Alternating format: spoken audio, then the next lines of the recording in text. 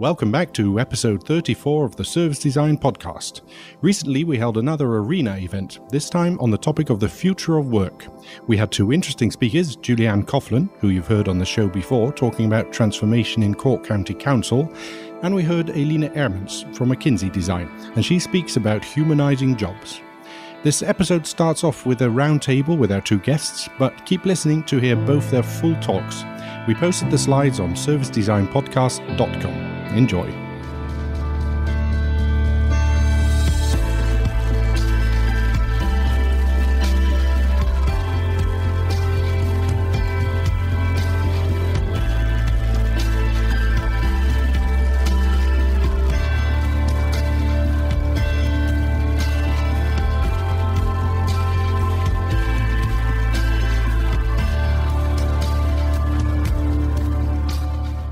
Good evening, everybody. I'm David Morgan. I'm one of the hosts, together with Stina, of the Service Design Podcast, and we'll be recording a little bit for the podcast today. We're having a little roundtable with you two. Thank you for your very interesting talks just now. Stina and I will be asking a few questions, and then we'll open up the floor as well to the audience. So get your questions ready and ask away in a bit. First of all, Julianne, one thing that came back a few times in your talk was preconceived assumptions. I noticed I have them myself. I expect that, for instance, in public services, I expect that change is harder to realize. Do you think that is actually true, that it's harder in a public sector to create change than in the private sector? I think it's probably true, but not because there's a difference between the people who work in the public sector necessarily or the people who work in the private sector. As I said, I think it's really down to the way that the public sector is organised and the fact that certainly in Ireland, I don't know if it's the same here, but it's full of lots of legacy systems, services, structures, all of those things that we're kind of struggling a bit to break free from.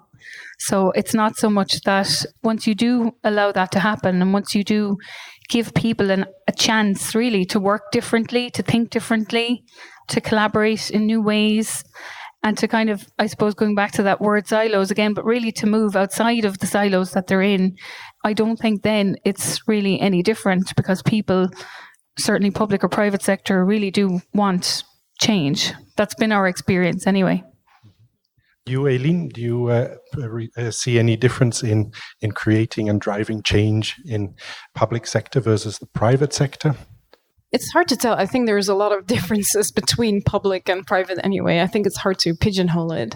I guess it depends a bit on the industries within public sector, but the private sector already has this notion around the customers more and like how do we serve well. So it's fairly easy to make that transition. So what you did at Cork is that you actually made a separate part of the organization. So you, together with I think 4 or 5 colleagues, you started the Service Republic. And I was wondering if that is like the way to go, to also in a big organization to set up a new cell and then organize yourselves first and then see how you can help everyone. Or could you also change from the structure of the organization that you already have? What is your opinion about that? Yeah, I mean, I think it worked well for us in that having a small focused team at the beginning just allowed us to demonstrate that we could deliver results. And that's important from the management point of view. So, they weren't really willing to let the entire organization go off and try a completely new approach to delivering services without at least having tested or experimented on a smaller scale. So certainly the core unit, the small team at the beginning, just really focused and testing and learning the process of service design, and then the team itself being able to expand that within the organization. So, I mean, what we're doing, and the reason that I mentioned the people I mentioned in the presentation, is that we're really looking to build champions of change across the organization in all areas and to recognize them. And that's, I suppose, how it's going to spread. So that model and that approach certainly worked very well for us. Yeah, you talked about enabling them, but how are you doing that? Are you giving trainings? Are you putting them on a stage? How are you enabling them to do this? In a very simple way, I suppose what we're doing is when we're working on a service, we're all the time with the staff that are in the service, looking for those people that are really, I suppose, stand out as regards having the right, as I said, attitude, which is what service design is really about, and then making them part of our team. So kind of bringing them into the structure of our team with us so that they have this new way to work and this new space to work in for a while.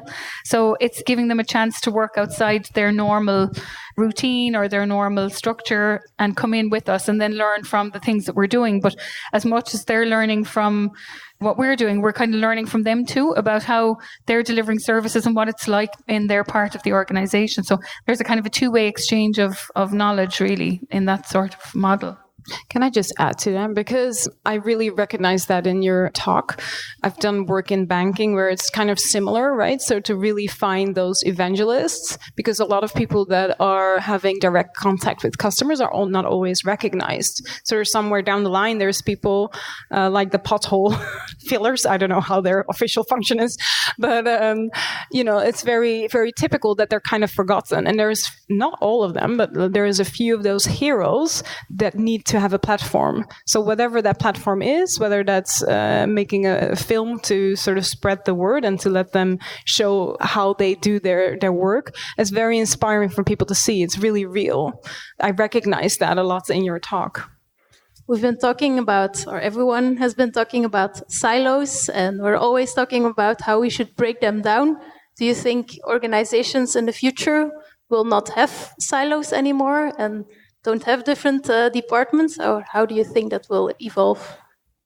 I suppose, just from the public sector point of view, I think we definitely have to look at a completely new structure for how we work in the public sector. And that is going to be a slow and very painful process for a lot of us, but it really does have to happen.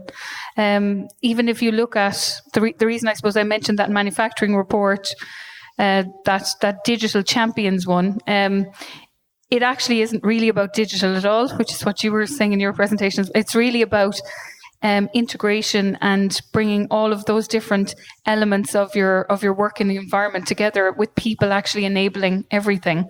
So I think eventually that's the sort of way that all organizations are going to move to. It's likely, I think, to take a bit longer in the public sector. Question for you, Eileen. You are, as an agency, helping other organizations get ready for the future of work, but you're a large agency yourself. How does an agency like you go about keeping yourselves ready for change? That's a very good question. I think there's a trend in like service design or like design companies getting bought by bigger consultancies, like what happened with us. And suddenly you're part of this big organization. So I think it's really easy because like I guess that design agencies tend to be a little bit more fluffy, and they have things that's they haven't really put things written down. So it's really important to stand ground, because the sort of unwritten structures, let's say, are really important to sort of voice in order to learn from that. So what we are thinking of doing, we haven't really actualized that yet, but is to think, okay, we need to, when we talk about employee experience, all great and all, but like it's not that we're perfect, right? So how can we make sure that we find a ways of how can we actually improve employee experience? Well, that's kind of prototyping your own employee experience, right? So we're really working on like how can we make sure that we get on top of our game, and that's just doing. Like it's something that you mentioned. It's just like not all like thinking and analyzing about it and trying to hope that you get the right client for doing certain stuff. No, I think it's very powerful to say, okay, you're not perfect, so let's just prototype this and learn. You have something to say about this as well. How do you keep Service Republic evolving? Yeah, I suppose like that, it is almost like a continuous loop. Once you apply service design, and once you really get involved with the people in your organization, you find that the more you think you know, the more you need to know really about how all of that process works. And we are kind of learning and evolving all of the time and looking beyond, I suppose, even the initial kind of service design approaches to other types of innovation, because it isn't really about the process and that you're using. The advantage with service design, of course, is that it's so people-oriented and people-focused. But it really is about just learning from the people in your organization and actually understanding that even the guys who do fill the potholes have something to tell you, and have a lesson you can learn from. So it is about it's about personal transformation as well, because I know from my own point of view, my job has changed radically over the last couple of years, and it's just become very fulfilling and very satisfying. And that's through being able to work with people in the organization. So once you start along that road, you're kind of always eager for more of that. So I think that's how it kind of keeps going. Great, thanks. Are there some questions in the audience? Yes, I will. Oh, okay. What's your name first? My name is Boris. So I have a question for Eline. You started your presentation with a prophecy: in 5 years, 50% of the workforce will be replaced by AI. My question is twofold. So A, do you think it will really go that fast? And B, what's the future for that other 50%? So it's not 50% of the workforce, but the workload that has been taking over, right? So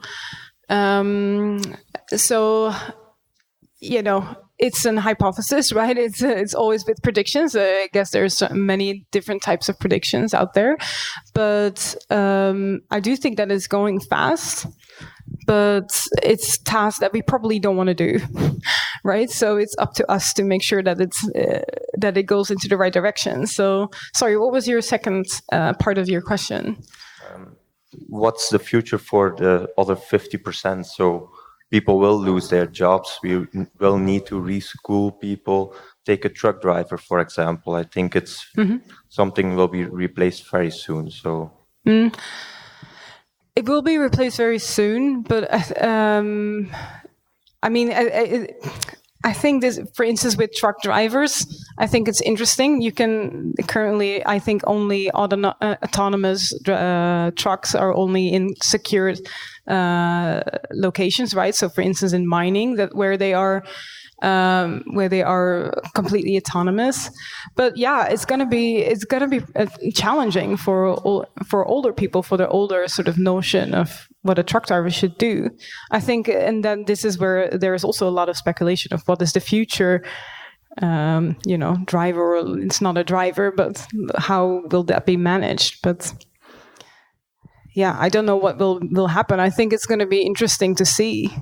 I don't have a clear answer on that. Any more questions? Yeah. Hello, Matteo. Again, a question for Eline. How do you manage change in bigger companies where you often have two types of population?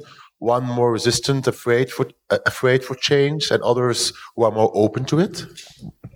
I never thought about it in that in that way.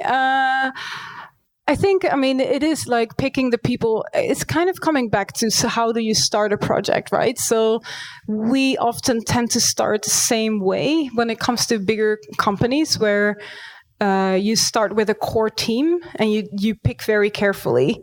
So you pick the people in different types of departments that will create impact and will be able to bring others along and win the hearts of their peers.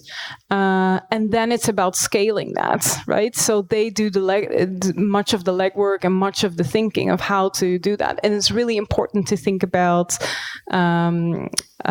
governance. So when picking these people, you need to think about that, but also during the project, like how does that involve? Like how do we make sure that we have a clear governance model behind what we're trying to drive here? And I also think another thing that is important is what we said was starting small. So sometimes we do this huge research and we have all of these opportunity areas with all of these ideas that are even more ideas, but then we try to really pinpoint, okay, how do we make sure that we find the right things to prototype? And with that comes that we can be very narrow in what we prototype and use that kind of as a pilot of the capability building. So once you've started one pilot of making an ideal real with testing with customers, then it's kind of easy to win the hearts of the people that are a little bit more old-fashioned, and let's say a bit more stuck. And I think sometimes what I've seen is that those that are very conservative in the beginning will suddenly become your ambassadors. Once it's not, for me, it doesn't feel like a very graduate process for those people. It's like flipping a coin, and that's always very interesting. And if I may interject, I'm thinking about something you said, Julianne, about this group of people who are resistant to change might actually not be as big as you think. And I thought that was very optimistic in your talk, that perhaps there's fewer than we think of these people. If you can be optimistic in the public sector, you can be optimistic anywhere. Right. Yeah. And also I think it's actually... every one of us is resistant to change. That's just the way we are built as humans. But it's a matter of seeing and showing potential, and then people find it a logical way to move towards something, and it's not seen as I have to change. It's just. Yeah. Can I just say, to build on this, I think for me the challenge is not the conservative people. I think the people that are a challenge are the ones that are emotionally not committed or engaged. So it's the people that are somewhat in between and don't really care. That's the hardest part, because those people, you kind of want to shake them. You're like, come on, have a reaction on this. And that's harder for me personally than the people that are conservative and they have an opinion and they have maybe a lot of power. We have time for at least another question. Yes. Let me walk to you. I think I've got a challenge which applies to service designers in general, but in this case, specifically, if we're in the position to design employee experience, the future of work.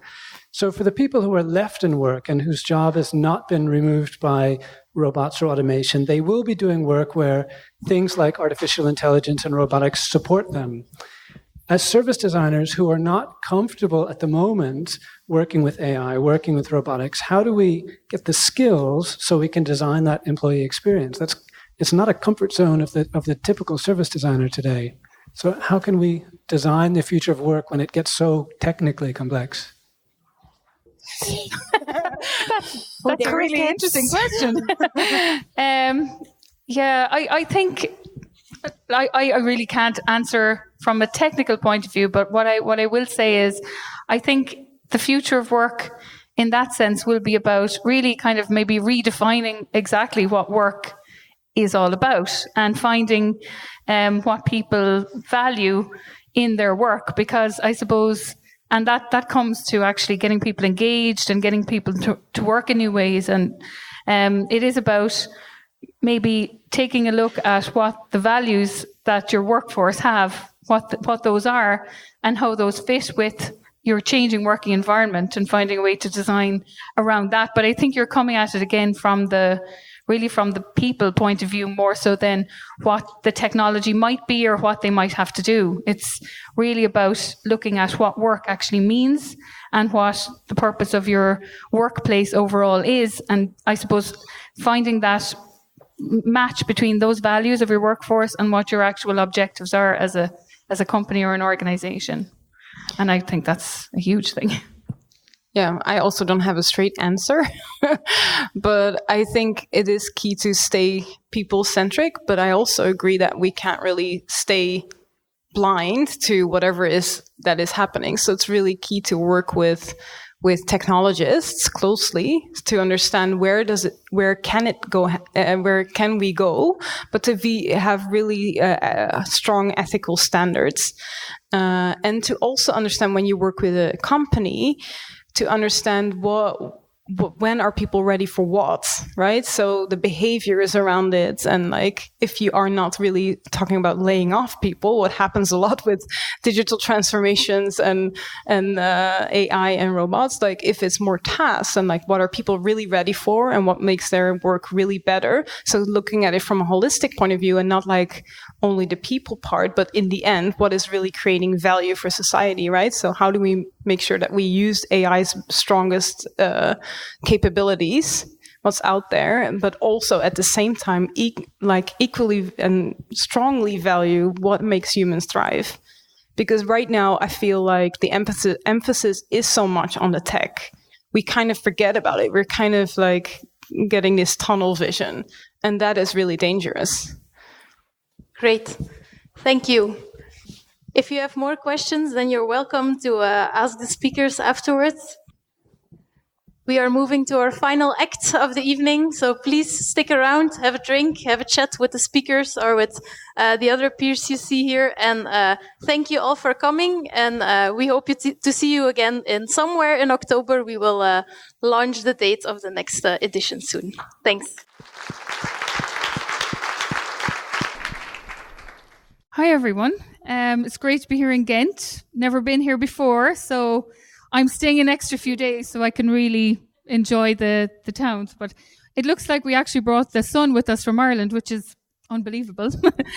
So I'm going to talk a little bit about transforming through people, because from the point of view of Cork County Council, I think we're transforming our workplace not really through technology, but through people and through how we engage people and work with staff. And certainly service design for us has been a very important tool and very important mechanism to make that happen.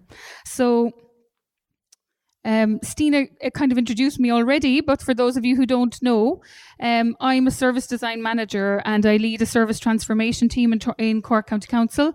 The name of the team is Service Republic. So we kind of set ourselves up as a unit and we branded ourselves, but we work, we're employees of Cork County Council and we work in Cork County Council. And really our responsibility is to look at transforming services right across the organisation.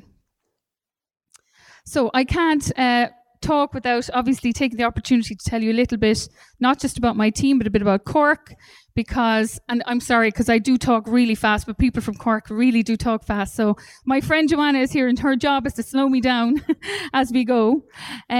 So a little bit about Cork first, for people who don't know. So Cork's in Ireland, and the map in the middle is pretty much all you need to know about the map of Ireland, as far as people from Cork are concerned.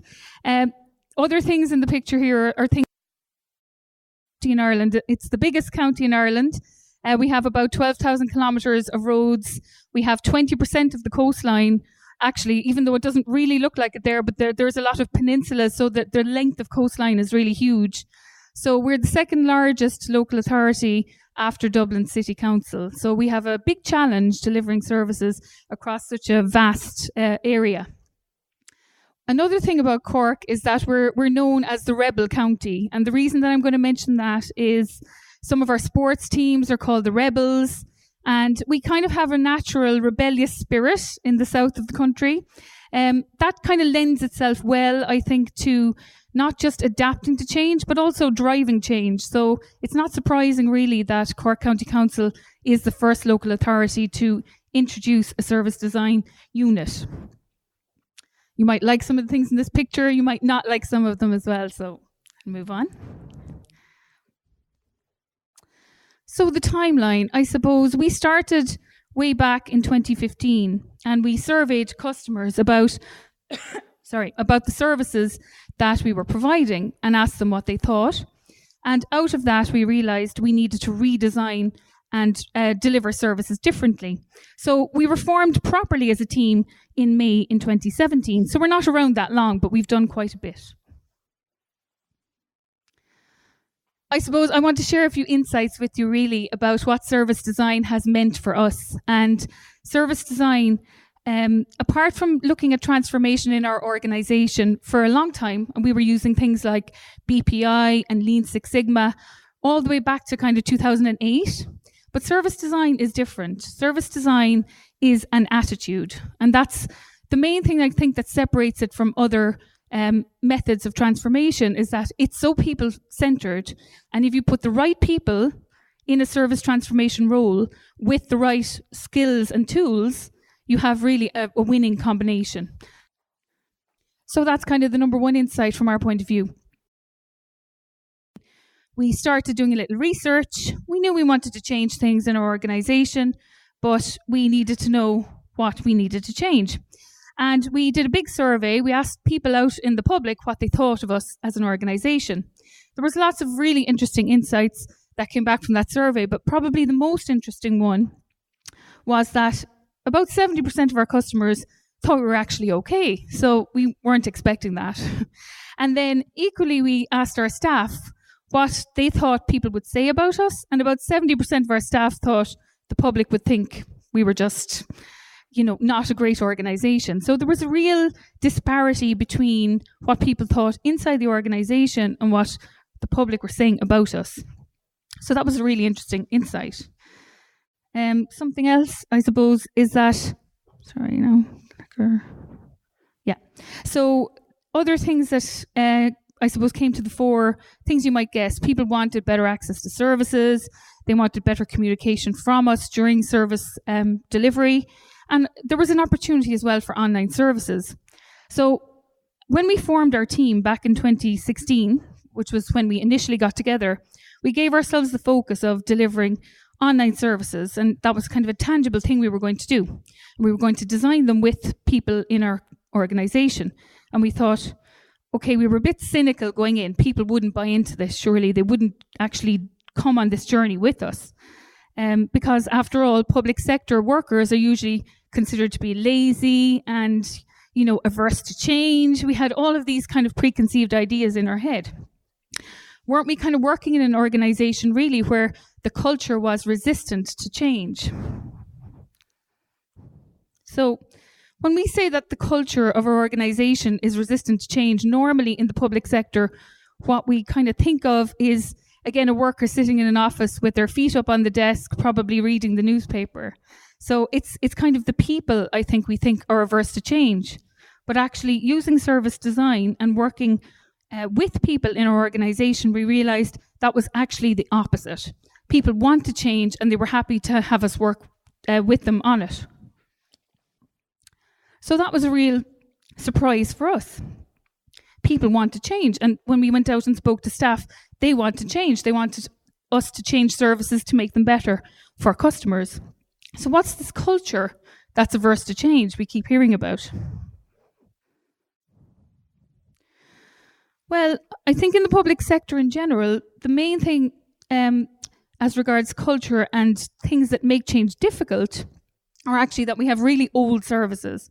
We have services that have evolved over a long period of time and they're not really fit for purpose anymore. But our staff are still working with those services and trying their best to actually get results for people in those services. And we also have hierarchies. We've hierarchies. Our structure is very hierarchical and it keeps people in silos. Not just people in silos, it keeps information in silos as well. So thinking about service design and putting people in the center, we realized using this process and working with them that people really are not the problem in our organizations. People are actually the answer in our organizations. So that's another big insight I just want to share. So the other thing we have to think about is these silos, and we need to integrate our staff. We have to remember that when we put a system or a service together, it's not in isolation. Services, technology, people, they don't exist in isolation in our organizations. Service ecosystems are really, really complex. So we have to remember that people and how they interact with each other are at the heart of all of these systems. So integration and interaction is a key thing. Future trends. So we should look beyond our own sectors as well and look at other things that are happening across the globe. And I came across this really, really interesting report actually from PwC. Sorry, this is terrible.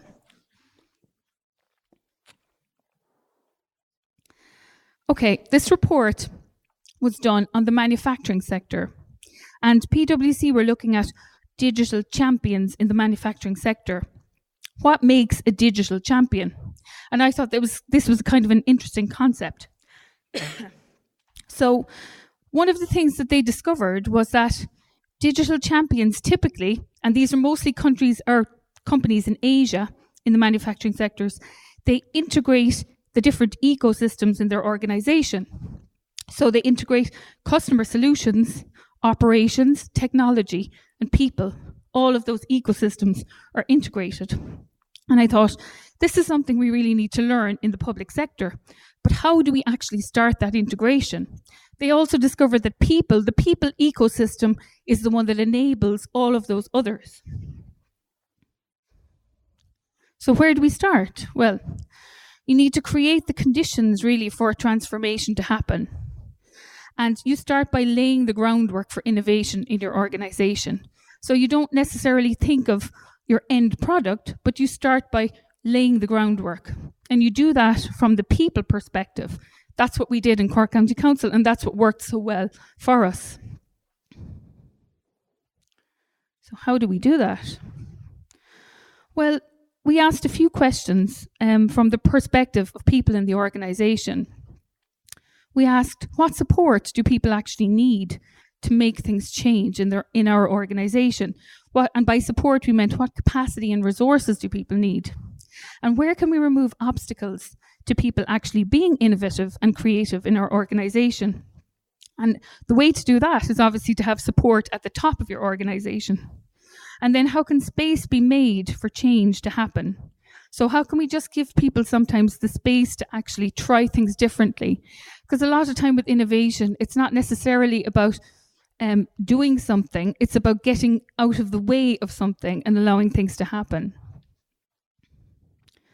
So one of the things that we did, as well as I suppose adopting this sort of philosophy in Cork County Council to change and to innovation, was that we digitized services, okay? So we digitized services right at the very beginning when we formed our team. And we did it, sometimes we designed the services with the staff and customers, but sometimes we actually took the services as they were, manual, really paper-based, and digitized them. And there was actually real power in doing that. And some of the reasons were people were running around the place with reams of paper just stacked on their desks. Files were being posted all around the county.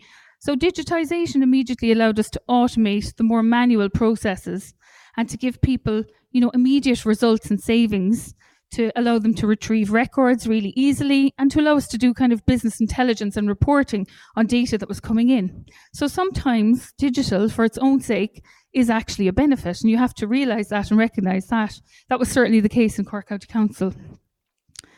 So I suppose digital became a kind of an innovation Trojan horse for us, in the sense that when we digitised the service and we introduced that change for our staff and for our customers, that change in itself kind of gave people an appetite for other changes to things that had nothing to do with technology. So digitization kind of gave us a way into the department and a way into people's psychology, I suppose, in the sense that it allowed them to be comfortable with change and change to their service area. So that was digitization for us. I suppose what you have to think about is in your own organization, you need to find your own innovation Trojan horse. And it's not necessarily a digitization, but it could be something similar. So we ended up, I suppose, with a portal. That was our very practical deliverable to start with, our eurocouncil.ie site, where we have a lot of online services, and we've certainly met all of the requirements from the customer's point of view that were looked for in that initial perception survey. These are just some of the results, but I suppose what I'm getting at with this slide really is that we've delivered some of these things, but we haven't delivered them. The people in our organization have delivered them, and our customers have delivered them. So it's been a transformative process, And it's been a transformation in the people in our organization and in the way that we interact with our customers. And that's how we've been successful. So in many ways, we've kind of discovered people who are willing to go above and beyond to deliver good services in our organization, and we've given them a means to do it. And we've called these people our service rebels. Because, of course, the rebel county and all that, we couldn't resist, basically. So what you need to think about is, do you have service rebels in your own organizations? And you probably do. People who are going above and beyond to deliver good services in circumstances maybe that are quite difficult for them a lot of the time. And I'm going to talk about a couple of these people because I think they really deserve the mention in relation to how we've transformed and innovated in Cork County Council. So this is James. I'm sure he doesn't know his photo is being used here. No, of course he does. Data protection and all that. Of course he does. But I'm sure he never thought he'd make his way to Ghent, to be honest with you. James is a litter warden, and he's in our environment department. And James kind of covers an area of the county that's about 2,000 square kilometres, so it's big. James goes out, meets people who are, called litter active in our communities. So they're people who kind of patrol their own areas, and they collect litter, and they contact James, and he goes and collects. So he has a real relationship with those people in the areas.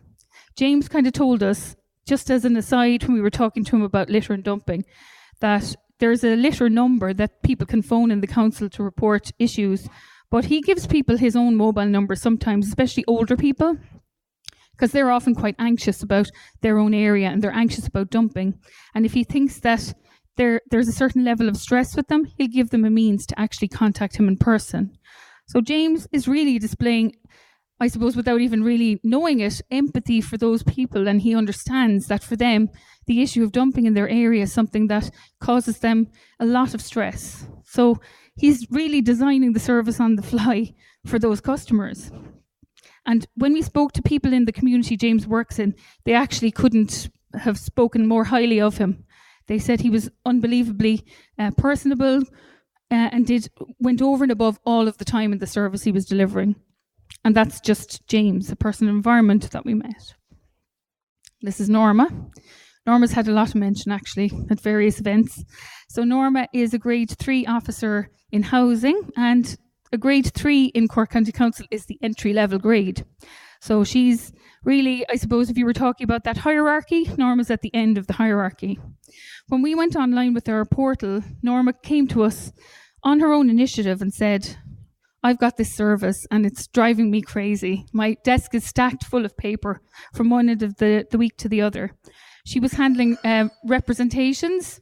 So our politicians make representations through Norma about housing issues on behalf of their constituents. So if somebody wants to know where I am on a housing list, when am I going to get my house, sometimes they'll go to their local politician, and their local politician will contact the council. And Norma was handling all of those requests. And that's from politicians in the Cork area, but also national level as well. So Norma had just requests coming in on back of cigarette boxes. If a councillor happened to meet somebody at a funeral, because councillors are great for going to funerals in Ireland, they'd show up at every funeral and they'd take representations from people there. And Norma was swamped. So she just had a vision that we could do something better with that service. So with Norma, we actually met the politicians, the key offenders who were doing a lot of representing, and we brought them in to look at the service and design it with us. And it was the first time we'd ever actually sat down with our politicians and designed a service. And we weren't sure how they were going to take to it, but in actual fact, they were really delighted to be asked to be involved, and they got really engaged with the whole process. And now they make their own representations online. So Norma's actually out of the loop as far as actually typing and entering in all that information is concerned. And she actually phoned us one week to say her desk was clear, and she'd never had a clear desk since she started work. So we were delighted to hear that. She was really excited. People in housing as well have told us that she's totally changed. Her perspective when she comes in each day and her attitude to work is completely different. So there's been a transformation in Norma in us addressing that issue with her. So I suppose even though that's just a small service, like we have about 600 services in Cork County Council of varying scales that we provide, but housing representations is quite small. It just goes to show that, small, we have to remember this sometimes when we're looking at transformation and innovation, small is really powerful. If you pick the right service, and if you get not only a transformation in the service, but if there's a transformation in the people around the service, that's really where it can have an impact. And that has made such a difference with the housing department that we've worked with them on a huge number of projects since, actually. And we went live 2 weeks ago with the housing repairs service online, so tenants can actually go online and report their faulty heating or shower or whatever. And we did that. We went out and spoke to tenants, and we went out and spoke to our contractors who are actually providing that service. But we'd never have been able to do that without that small first service with housing. So small is powerful. And you can limit the risk you take when you're trying to do something new if you pick the right small service. Limit the risk and kind of embed an appetite for change. And it can really allow you then to scale that up and escalate it out. Mark and Cliff are road workers. They actually go out filling potholes. So they're really busy. There's loads of potholes in Cork. And they're outdoor workers that we were asked to talk to about an intranet. So a kind of a way that they could connect with the business of the organisation and what was going on. And before we met them, people in our own department, in our own personnel department, I can say that because there's no one here for personnel, actually said outdoor workers won't engage with this. They don't want to use technology. And we heard all of the kind of preconceived ideas about what would or wouldn't happen with outdoor workers before we met these two guys. And they were the first outdoor workers we met. And when we met them, we found out that they were using their own smartphones, and they had maps. They were navigating to where issues were, even though we weren't providing them with any of that. They were doing this themselves. They were taking photos of the before road and the after road, and they were actually putting it on Twitter. We didn't realize that either. So look at what we've done, and it was amazing. They got really incredible engagement from the local area with that too, because it was kind of like thumbs up, thanks for the work and all that, and that was really validating for them. So not only were they using technology, but they were really innovating themselves in how they were using it. And these were people that we were told, they won't engage. But again, you really need to go out there and meet these incredible people in your own organisation and realise what power there is to change. The other thing, I suppose, the obvious thing is that once you change anything, it's easier to change more things. So if you've any kind of reluctance about starting, just don't. You just need to start. It's kind of like pushing a car, if anyone's ever pushed a car. Once you start, it's not so hard. It's just getting started. So any change really drives more. And that's an important lesson that we've learned over the last while, using service design and working with staff and working with the public. So in terms of kind of an overall summary of innovation and our innovation journey, I suppose the main thing to mention, and this is a theme I'm sure is going to come through this evening, is that people transform really and not technology. So it doesn't matter what the next big thing is that's out there. If you don't have people on board, and if you don't find the right people and you don't work with them, you're not going to get transformation. Also, innovation is everywhere. We have some really funny ideas about what innovation can be. I've read so many definitions of innovation at this stage. I still don't really know. I just know that when I see change and when I see people doing amazing things in difficult circumstances, that's innovation to me. So I think it's everywhere. And I think the trick for us, especially in the public sector, is to kind of recognize it where it happens and then to find a way to nurture it. So to make it a thing that it's easy for people to do, to find a way to connect it up. So if you have it happening in different pockets of your organization, find a way to connect those things together, because there's kind of strength in numbers as well. Enable it to be copied or expanded. So when you see something, understand it enough so that you can replicate it and you can maybe scale it up. And also very important to show the impact of what it does. So it's fine, all these people out there working on their own and doing the best they can. but you need to find a way to bring the impact of what they're doing to elevate that in your organization. You can do that with data. Data is really important in your services, but also you actually need to find a way to give these people the credit and the kind of the kudos they should get for being innovative and for doing what they do. So I went to the Service Design in Government event in Edinburgh this year, and it was really interesting. I won't say any more. No, I will. It was really interesting. There was a speaker there called Cormac Russell, and he had this kind of new approach to innovating with communities that I hadn't heard of before. Some of you may have heard of this, but I think it's kind of worth mentioning because it's rung very true with what we're trying to do in Cork. So he had the idea that we often go out there with the notion of a problem that we're going to solve. And he said, we should stop doing that sometimes. It's not always a good thing to have the idea that you need to deliver something. Go out there to your communities and meet people that are out there and actually find out what's strong in those areas.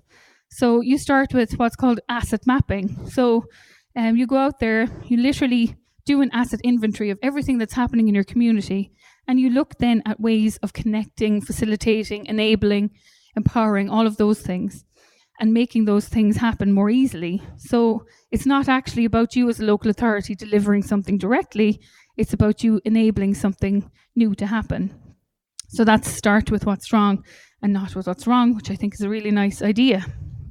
If anybody wants to just know a little bit more about this approach, it's called asset-based community development. And the reason I'm mentioning it now is it's probably something that we're definitely going to try in Cork County Council with our communities. And it's a new kind of an approach to innovation that we probably, again, we wouldn't have had the nerve to try this a few years ago, but because we're trying a few different things and we've taken a leap and service design has been such a success for us, we're going to try and go down this road and see where that leads. So it is another idea, and it certainly fits very nicely with service design as a complementary approach. I suppose just to finish really, I was thinking about the theme of the future of work, and I don't have many answers, some answers, but I can just tell you what I think it means for us as a council, as a local authority. I think it really is about our ability to transform ourselves, because things are going to change so fast. And in the public sector, we're never going to keep pace with that change, really. But the people in our organisations need to be able to transform how they work in that sort of an environment. And then we need to kind of recognise innovation when it happens and integrate it. So support it and build on it. And very importantly, we need to build relationships and empathy. So that's not just for the service designers in our organisation, that's for everyone in our organisation. And sometimes it's more important really to enable something to happen than it is to deliver it directly. That's another important lesson. And that, I think, is really it. So thank you very much.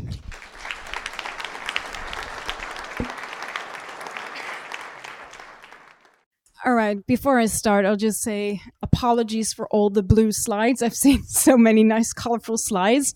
I work for McKinsey Design, and McKinsey is obsessed with blue. Don't tell me, and don't ask me why. I don't know. Anyway, humanizing the future of work. When we think of the future, there's this slight uncomfortable feeling, and we don't feel really in control of what is happening. When we talk with leaders about the future of work, there's this slight uncertainty and there's this lack of control, and they don't really understand what it is. And there's even some feelings of fear. The future of work is a very important topic for society, for public sector organizations, for education, for big companies and for small companies, and for all of us, I think, on an individual level.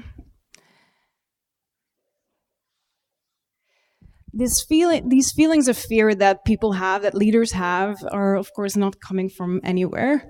Most of the times it has to do with the feelings of that the robot's already here, and people are freaking out, right? So technology is having this rapid pace in our world, and I think any kind of talk like this starts with I need to put my trailer voice on, but like in a world that is rapidly changing. And this is kind of like, it sounds super corny, but it's kind of the truth, right? So even though that is the truth, it's not a threat. Yes, that's what I wanted to say. So when it comes to the future of work, I think many people associate it with technology, but that's an interesting notion, because there's something else that is much more interesting, and I'm going to tell you why. But before I'm going to do that, I would like to all of you stand up. Some of you are already standing up. All right. Everyone's standing up? Yes. Cool. All right. So let's just imagine that we are 100% of the workforce, and we are 100% engaged at work. Now I want you, I'm just going to walk around. I just want you guys to sit down again. It's not super precise. All right. So roughly 50% is sitting down again. 50% of the global the global workload will be taken over by robots and AI in the next 5 years. That's huge. But I want to have a look at something else. And it's not you personally that are going to be replaced, so don't worry. It's more like tasks that are going to be replaced, right? So not only simple tasks that we might think of, but also more smart tasks. So, I don't know, sifting through legal documents or looking for patterns. But I want to have a look at something else. This is really hard. Math isn't really my best skill, but let's just say, let's you guys sit down again. So you're still standing up. Congratulations, because you're still engaged at work. So 70% of the global workforce is not engaged at work. 70%, roughly. And I believe that that is the real problem. So 72% actually are not engaged at work. So they're not energized. You can sit down again. Sorry, I forgot. If you want to stay standing up, that's fine too, but it's a bit hard to see. So a lot of people are not energized at work. They don't feel like they're contributing fully. They don't feel like they're serving a purpose. And this is the real problem. So every time I'm going by tram to work, I work in Stockholm in the McKinsey Design Stockholm office, and I'm always super crammed in a tram, very uncomfortable. I think the Swedes around me are even more uncomfortable because Swedes like their space, I'll tell you. And I look around and I wonder, like, how many of you are really engaged? How many of you are stoked and feel really energized to go to work? And I believe that this is really unacceptable. And this is the challenge. People are not engaged. We're wasting human potential. We are wasting human time. And time is our most valuable currency that we possess as human beings. And this is not only bad for society or for the employees as individuals, but it's bad for productivity. And this is kind of like a duh moment, but productivity goes down when people are not engaged at work. When the Industrial Revolution started, people were very anxious that their jobs would be taken away. And of course, tasks were taken away. But there were also theories, for instance, that we would have, 15-hour work weeks. And I don't know about you guys, but I am not having a 15-hour work week. Mine is a little bit more stacked with working hours. So this is the challenge. We are having a lot of tasks. We're still busy. So the Industrial Revolution started, and it did not take tasks away. Instead, we got other tasks to do. And there's this anthropologist from the US, his name is David Graeber, and he wrote a book about this, and it's called Bullshit Jobs. It's, I think, released last year, I'm not sure, but his theory is that, you have water, okay, sorry. his theory with this book, Bullshit Jobs, is that 50% of the jobs out there in the world are complete bullshit. So some jobs might be like partly bullshit, and 50% is at the moment complete bullshit. So we're doing jobs that are not creating real value for society.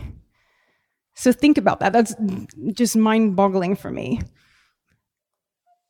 So we need to think as service designers, or if we're in HR, in companies, or we're leaders, we need to think about how we're going to recreate and redesign so that people are having meaningful jobs and are actually creating value for society. So currently, we are always talking about digitizing our organizations. We heard a lot of digital transformations and innovation. And of course, this is super necessary. All our companies need to be digital ready. However, I believe that we need to focus our gaze on humanizing our organizations, because digital is like a commodity. So I have the privilege as a researcher to work with a lot of youngsters, so young adults and teenagers and children, and they are entering the workforce right now. So I'm talking about the Generation Z. And these people, for them, it's like the air they breathe. So it's a commodity for them. For them, that's nothing new. When it comes to humanizing your organization, that is what makes them value you, and that is what makes you compete better with the people, with the companies around you. So it's extremely important to focus on how can we make humans thrive and make them have a real impact in the company. So let's just take a step back, right? So humans are amazing. We're freaking awesome. And why are we awesome? I think it's already said in the introduction, but we have skills that AI and robots have a really damn hard time to replicate. And those things are, for instance, creativity, compassion, and critical thinking. Those are things that we possess as human beings, and we should really develop that and really grow on those skills, because that is what's going to set us apart from what AI is doing and robots are going to take over. So I work a lot in education. So my last assignment in education was in China, for instance. And this, I don't know how many of you work in education, but education is a very sluggish system. It's very slow. But even education, which for me is like a synonym to the future of work, even they realize that they shouldn't focus on the cognitive skills or the cognitive subjects, but instead have to think about these more softer, and then do this, because that's really important, softer skills, which are creativity or critical thinking or compassion. And this is really important to develop. So not only for our children, but also with our peers. Like, how can we make sure that people develop these skills that will make them thrive as human beings? And that all sounds extremely easy when I say this and I blabber this in a microphone. But of course, this is really hard. And we see a lot of barriers, and the three most important ones that holds us back from humanization. Oh, I have a clicker. Okay, wait. That makes things so much easier. All right, I think I know how it works. So the first one is complacency silos.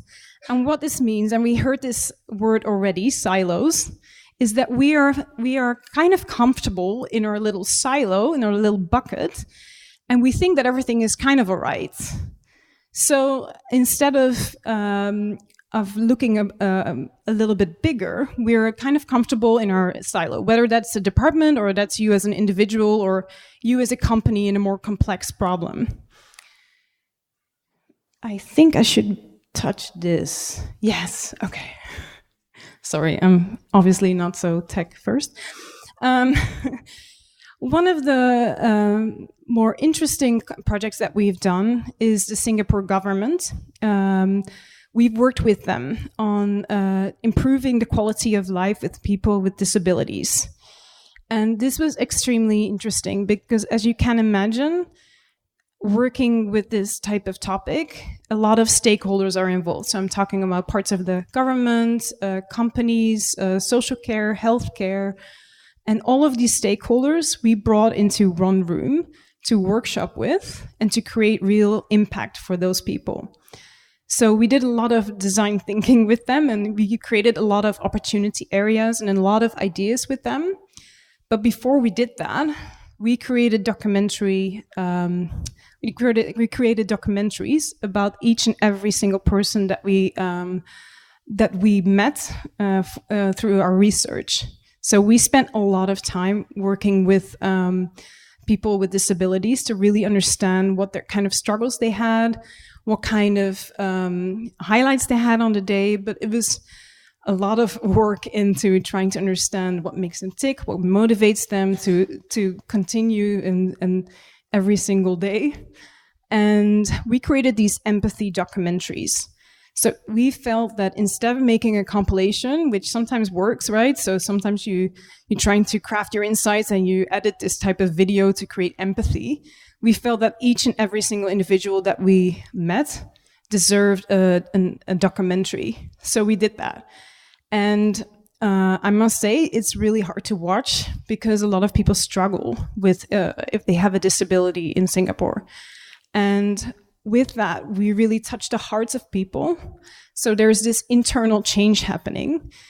And when they are in the room together, and they normally don't, so these stakeholders that we brought together in one room, they never meet each other. And suddenly they're all touched. They all have a connection with the same thing, and they really are aligned. So it's extremely powerful to use empathy in order to create change and to break down barriers. Someone that I really admire and am really inspired by is Greta Thunberg, and I'm sure you've heard about her. But she's been awesome with breaking silos, right? So silos from children and parents, education, politicians, science, you name it. She kind of broke all those barriers and those silos in order to really start a coalition and a community and a movement. And she is, of course, an extreme, but she stands for a generation that understands that they have a voice, and they use all the tools around them to really share their voice.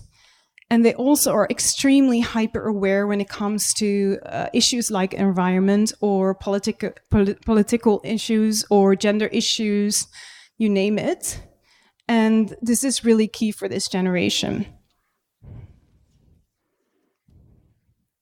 The second barrier that I have is humans as assets. When we talk about human resources, in a way that term is flawed. We kind of disconnect that humans are people, and they have needs that are also outside of work per se. So they have a life, right? So when we talk about humans as assets or humans as resources, we tend to kind of disconnect with the needs that they really have.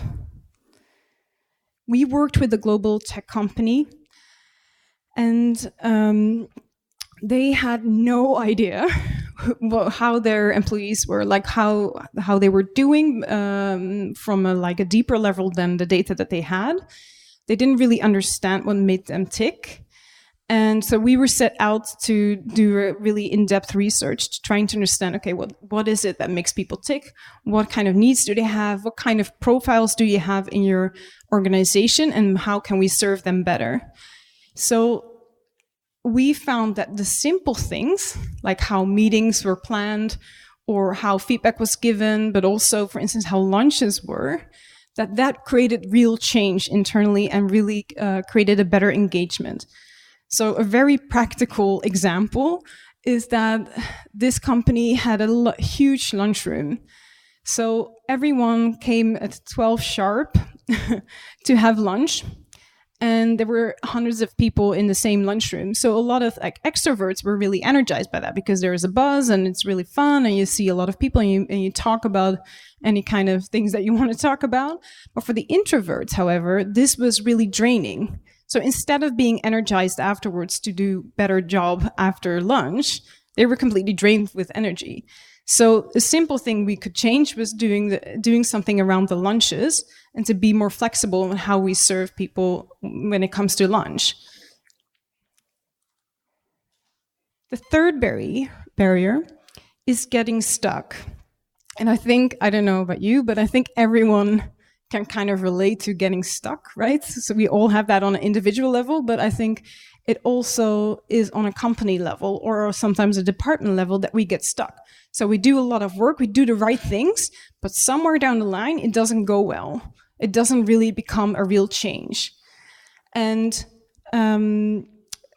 this is really interesting because I see a lot of companies that have done a lot of work, for instance, on the customer. So they do a lot of research. They do a lot of segmentations and customer journeys, you name it, all of those sort of things that we talk about, it's all checked off. But when it comes to actually creating real change, nothing really happens. So a lot of effort is put in something, and people don't see actually this will change the reality. So that is, of course, not very motivating. Someone that is definitely not stuck is Tanmay Bakshi. Tanmay is a developer. He was 5 when he started developing. He was 13 when he got himself into AI. I think he was 7 when he started his YouTube channel, sharing tutorials on how to code. And what is interesting with him is that he is a self-taught developer. So he did not need an education to actually becoming extremely successful. He's currently advising IBM and Google. And being 15 years old, that's pretty impressive. And he also stands for this generation that is breaking down these constructs that may have served people that are older like him, like education or certain hierarchies. But when it comes to him, it doesn't serve him, and it doesn't serve his generation always. So when I talk to teenagers, I've heard a lot where people say it's not worth the investment to go to a school, go to university, because I'm spending a lot of time and effort and money on a university, but then what, right? So this generation is brought up with not with their post 9/11, so they've only seen the recession, and they've seen older peers, people from my age, struggle with the recession, and they realize that they have to break down those kind of constructs in order to succeed. So this is really interesting because we have certain constructs and they serve us, but we need to think about how can we change the environment that will serve them, right? To make it a little bit more practical. Spotify is I guess used quite a lot in a lot of examples, and it's again a Swedish example, but okay. Spotify has a learning and development team, and they are called the Greenhouse team. And the Greenhouse team sees themselves as gardeners, and they are planting seeds, humans, and they are developed and grown. So what they've done, in other words, is decentralizing the development, which means that everyone is responsible for their own learning. So they have this awesome belief that they state, which is in order to stay ahead, we need to learn faster than the world around us. And then the world is changing. And I think that's really powerful because it kind of stands what the future of work is about for me. In order to stay ahead, we need to learn faster than the world is changing.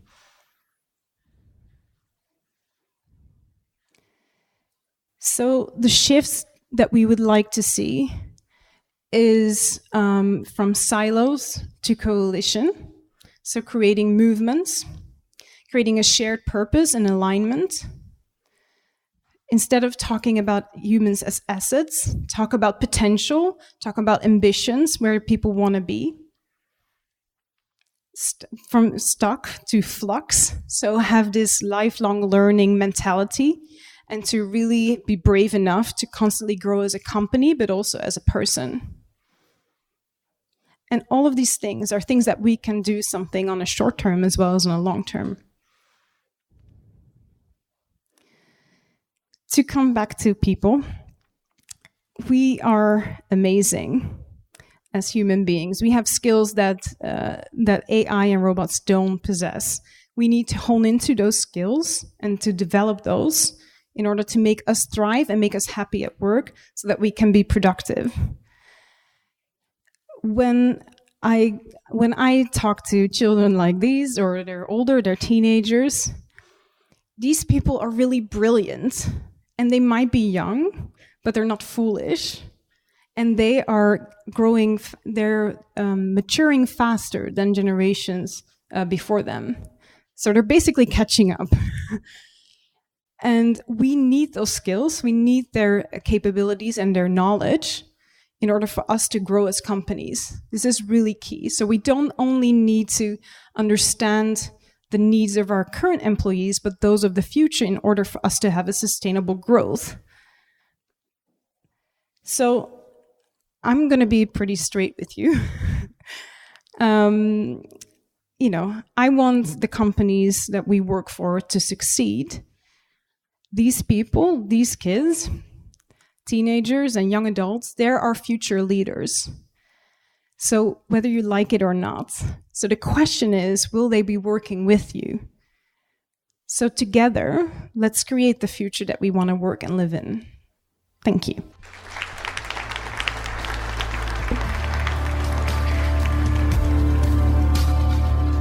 The Service Design Podcast was brought to you by the Service Design Network and Night Moves.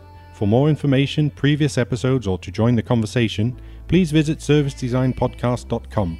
For more information about the Service Design Network, visit service-design-network.org, and for Night Moves, visit nightmoves.be. If you enjoyed this episode, please consider subscribing to this podcast. The intro and outro music is from If the Stars Grow Dim Tonight by Hydrogen Sea featuring I Will, I Swear. Until next time.